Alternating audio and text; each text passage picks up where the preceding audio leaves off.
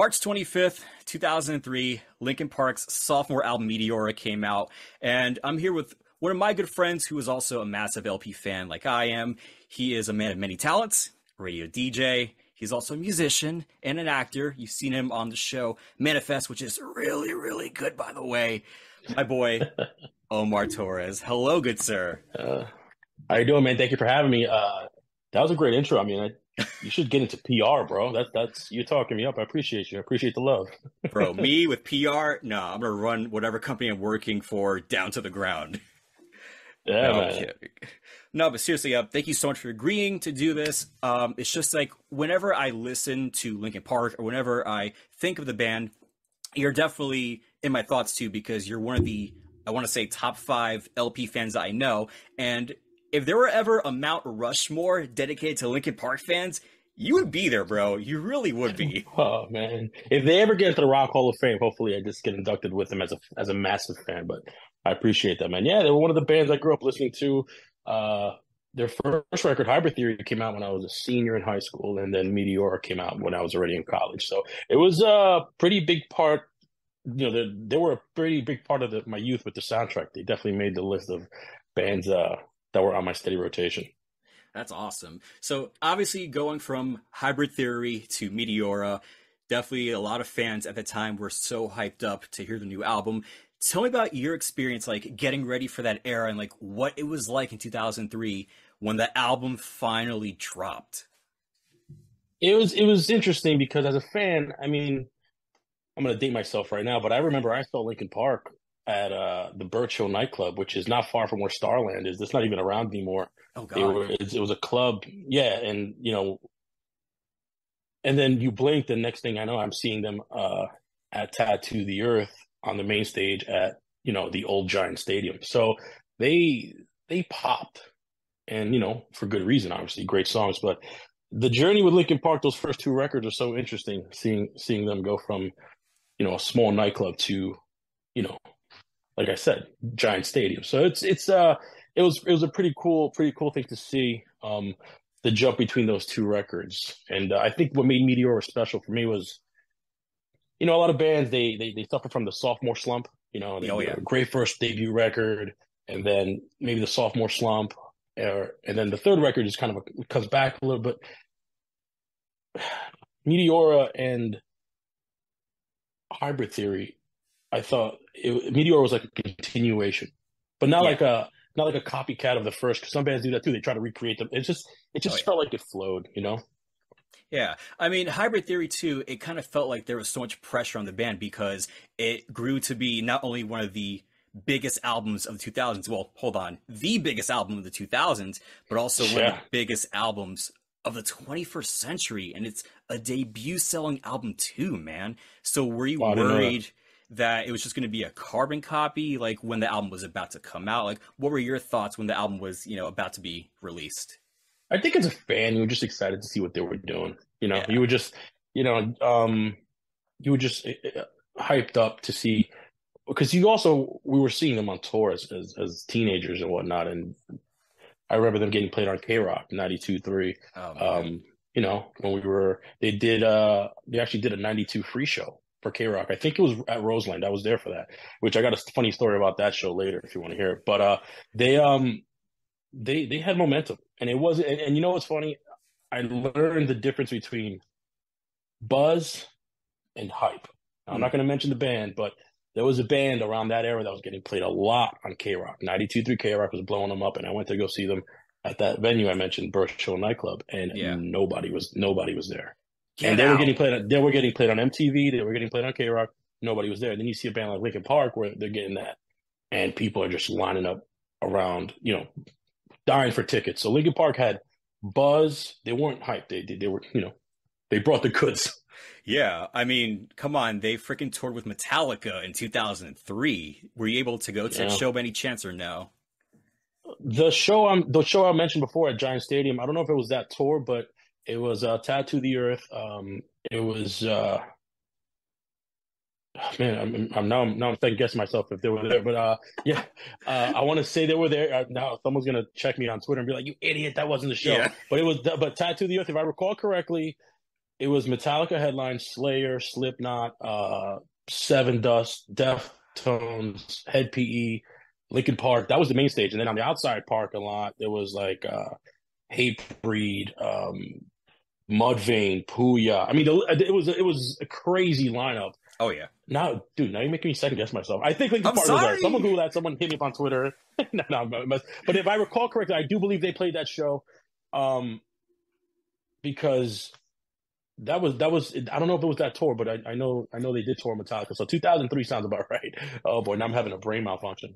It's all good. Listen, it's been 20 years. You're excused, bro. For real. And I'm old, so You're not old. Come on, listen. You were able to experience, I think, one of the coolest moments in pop culture. I mean, early 2000s, you had boy bands, pop stars dominating the charts, but Linkin Park still maintaining that ride of success in 2003 with Meteora. I think it speaks volumes. It's like you were saying, they were not hype at all. They were the real deal. So, what do you think separated in that time Linkin Park from other bands um, aside from good they had songs? hooks, man. They had hooks. It's one of those things coming from the hard rock metal scene as a fan, as a guy that played a bunch of bands. There is the elitism in the genre Oh yeah, sometimes, we where know. people like if it's, but the bottom line is they brought the song. They had songs. They had hooks.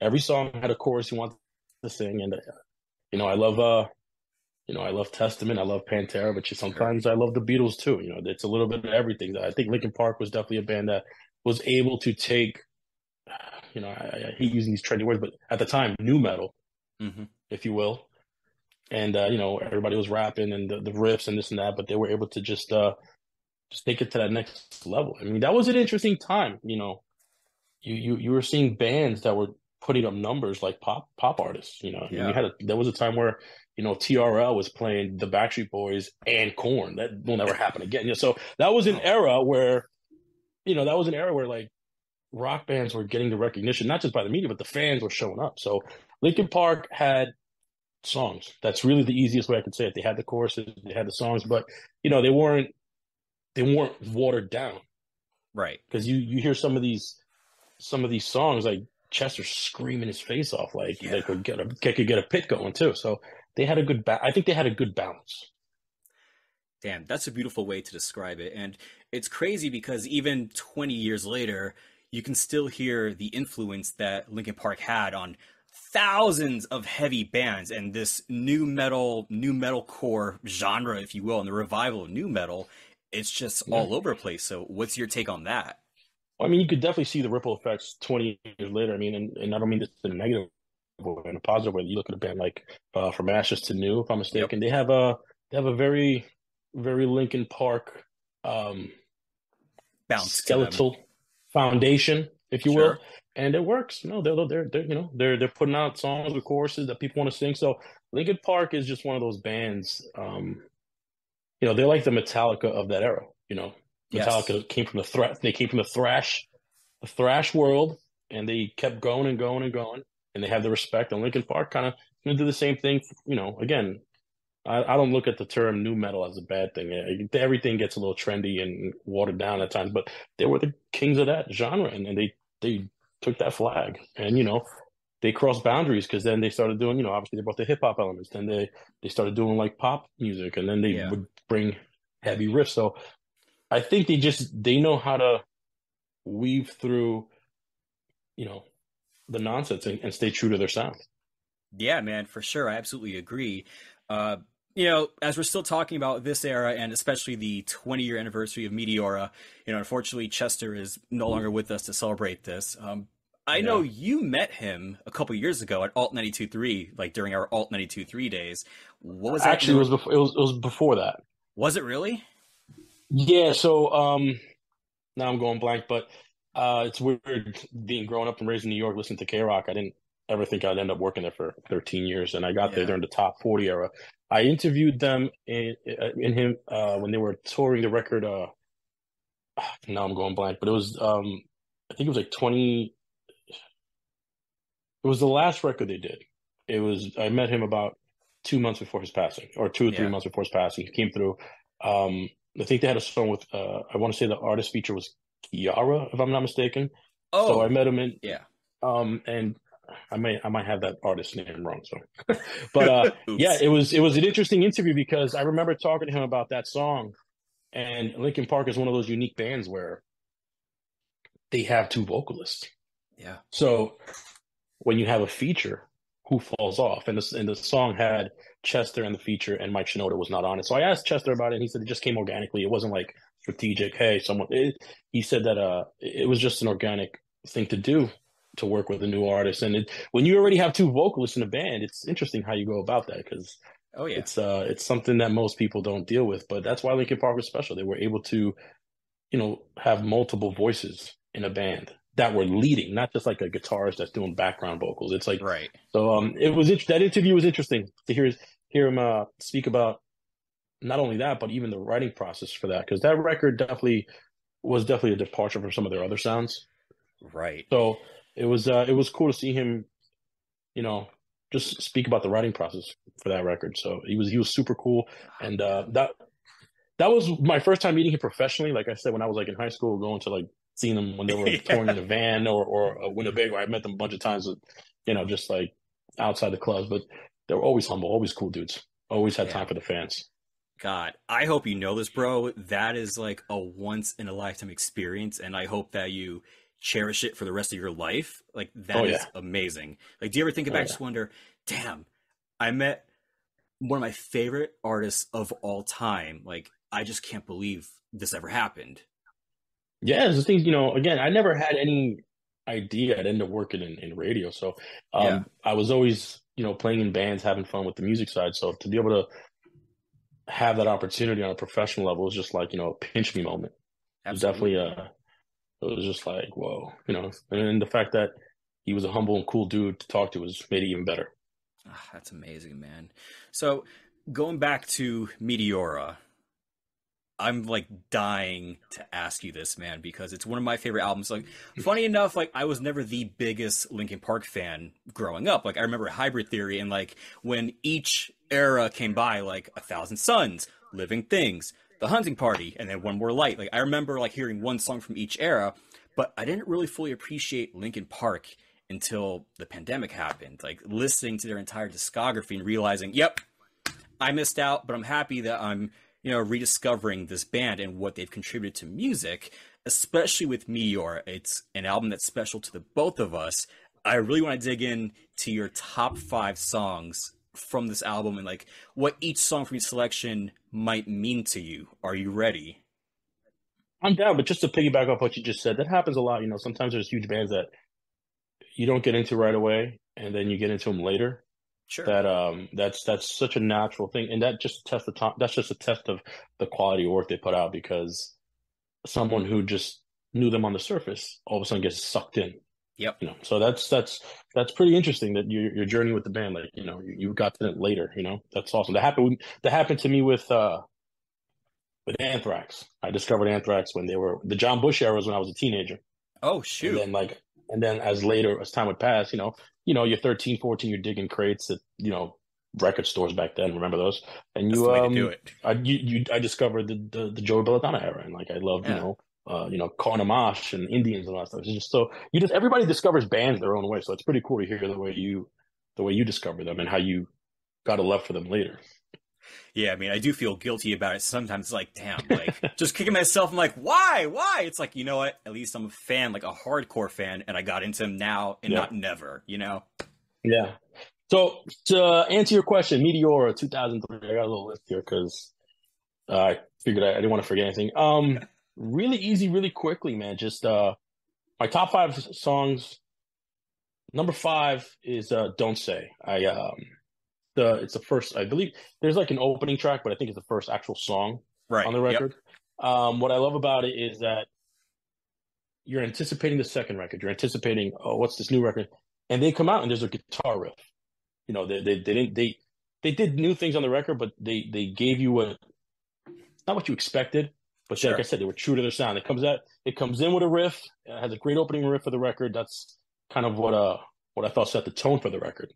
So you Nice. you hear that and you're like, all right, here we go. Yeah, it's Of heavy course. too. Yeah. Yeah. Um the number four on my list is Lying from You.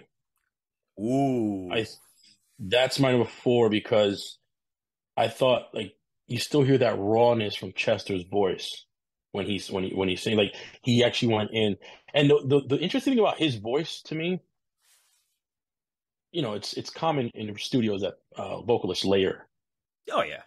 They layer their vocals, choruses, harmonies, but Yes. his main vocal, like it sounds like there's like two voices in one.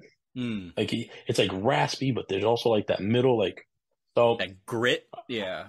Yeah, it's like grip, but it's like he has multiple voices in one. So that was my number four. Number three, I went with Easier to Run, because I'm a sucker for like 80s hair metal, you Oh, know? I know. And like I was like a little baby and like my uncles would have like Headbangers Ball. And I would like, Yeah. I'd be Ooh. like watching like I'm supposed to be in bed. But the 80s hair metal, they had the 80s hair metal ballads, right? Yep. This to me was a new metal ballad. Like it was just, Yes. it was down tempo. He still had when he sang, he had like the guttural, but it wasn't. He could sing the same way sometimes, but sometimes it's aggressive and sometimes it's like a ballad. It's weird. So to me, like being a sucker for like those 80s hair metal ballads, this was like my era ballads. Like when I was, the new metal scene, and we had some. That's what I call it, the new metal ballad, man. That's crazy, There'll man. probably be some Wow. infomercials at 2 in the morning selling compilations of new metal ballads for the New metal next generation. ballads. Get yours for 3 easy payments of 1995. Yeah, right. So that was number three. Number four. I'm sorry. I lost count. No, that was number three. Number two. From the Inside. It has a catchy chorus, Mm. and the bridge is heavy. Now, to Yes. me, easier to run and From the Inside. They're not. They're similar in the sense like they're both kind of like down tempo, Sure. but Yeah. then they go into that bridge where I thought was just insane how they got heavy. Oh yeah. So it was that's kind of where I was with that list. And drum roll, please. My number one on this, I mean, can't be too surprising. It's Somewhere I Belong. Mm. And that's obviously a record that we played a lot on 92.3. Even after we went from AMP, the top 40 era, to alternative, Yep. that's like a classic song. Even though it was off the second record, that song to me was classic Linkin Park. Even though it's a new record, I actually listened to that song a bunch recently, and I would go back to Hybrid Theory. And to be honest with you, that song could have been on Hybrid Theory, in my opinion. I It's just like agree. it in the sense, not that they were like copying the first record or duplicating. It's just had that Linkin Park sound. Like there's some bands that changed their sound Yeah. for the better, for the worse. It is what it is. But they just kind of had this sound. And then even when they evolved, I was like, wow, like that could have been on Hybrid Theory easily. That's so interesting. I So mean, yeah. that's my top five. So five, Don't Say. Four, Lying from You. Three, Easy to Run. Two, From the Inside. And number one, Somewhere I Belong. And the rest of the record is good too. This was a tough list to make, to be honest with you, because there's so many songs on that record that you could just swap out my list. It's just, you know what I mean? Yeah, it's so hard because it's just like banger after banger after banger, and then you have like the new metal ballad, which is obviously easier to run. Like that's funny because that's my number one song off the Which one? album, Easier to Easier to Run. Run. Okay. Yeah, yeah, yeah. Yeah, dude. I I, mean, I can't yeah. complain with that. It's just hard for me to pick my top five now. Like, definitely Faint would be there because how can you not Yeah. love Faint? Yeah. Like, especially live. Like, I've seen videos. Unfortunately, I've never been able to see Linkin Park. Um, Yeah. I was supposed to when they announced that tour with Blink 182 the same year that Chester passed, but Wow. it just sucks thinking about what could have been, you know? Yeah, yeah. It's that's definitely could be number one. I mean, it's such a great song, like, you know. But yeah, it's wild just what impact they had on music. Even generations later, like, Mike, I know we've talked about Chester's vocals and whatnot, but even Hmm. Mike Shinoda, his rhythmic style of rapping, like his cadence, it's not just always on the one, two, three, four. It's not like on the four Right. beat. Like he's able to like weave and bob between the beat. Like he had a creative way of rapping. I actually think he could have, he actually did like Fort Minor and other solo stuff, Yep. but he could have been like a solo rapper. Like Oh, I could have seen totally. him touring with like, back then I could have seen him opening up as a solo artist for like, 50 Cent, G Unit, Eminem. Like he brought something special to the band as a vocalist as well. And the other guys too, not just those two, but Oh, of I think course. that's why it worked so well. Everybody brought something. Yeah, You, definitely. I mean, yeah, with him especially, like I considered him the alchemist in the band. He was like the madman. He was really like lending a hand in creating the songs. Like he was a very hands-on musician, artist, and yeah. obviously Mike Shinoda still is with his solo music and like the song that he put out for Scream 6. Have you heard it yet? No, actually I haven't. I must be delayed on that. Yeah, I I gotta just check it found out out. once we get off with you. That's cool. Go for it, man. But yeah, in conclusion, Linkin Park, Rock and Roll Hall of Fame, it needs to happen. Yeah. These albums are There's no way proof. they won't. There's no way they won't get into the Rock Hall in 10, 15 years. I give it 5 years, considering how big Hybrid Theory has become. Like, there's no way the Hall of Fame would not consider them in like five Yeah. years. Do you think, let me ask you this, do you think Linkin Park would ever do any kind of live shows as tribute? Not replacing, because nobody can be replaced, No, but you don't think they'll ever do anything like as a tribute? And if I may pick your brain, who would you think should step in and sing Chester's parts if they were to do a oh, tribute show? Not a new record, just for funsies. bro, don't do this to me. I should be interviewing you. Don't flip the script. All right, Oh, well, no, and that's fine. I put you on the spot, but you know who I will say could hold it down just out of respect and honor to Chester. I Uh, think I know who. I totally forget his name, but the singer from Sum 41. Derek Whibley.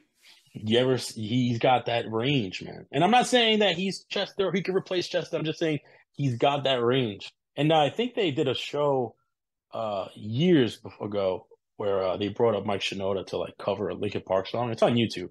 Yeah, And yeah. I was just it popped up on my algorithm recently. And I was like, oh wow, I was like, never would have thought that. But yeah, it sounded pretty cool. Yeah, I mean, honestly, I kind of figured it was going to be between either him or Jeremy McKinnon from A Day to Remember that you were going to mention. Oh wow, I didn't even think it. Yeah, like, they don't. Yeah, that's cool. There's so many great vocalists out there. I mean, there's only one Chester, but it'll be great to hear those songs live again. For the fans that didn't get to witness them. And I know again, there's a purist out there. I was fortunate enough to see them with the original lineup. But if something happened where they said, "Hey, let's hit the road and just try something," there's a whole generation of people that haven't had a chance to hear those songs come out of the PAs. Yeah, absolutely. I mean, I don't think it'll happen anytime soon, Yeah, but neither do I'm I. also thinking like if it happens, I'm buying a ticket ASAP. I'm going broke. Yeah, yeah. It's like that Pantera reunion everyone's up in arms about. That's a whole separate conversation, bro. Yeah, I won't get Let me. started. Yeah, Omar, thank you so much again for doing this, man. Like this means a lot. Linkin Park. I think of you, obviously, top five, the Mount Rushmore of Linkin Park fans, like I said earlier. thanks for having me, man. It's always fun to chat with you. Absolutely, man. Thanks for catching up, and we'll talk soon. Absolutely, man. Be well. All right, take care.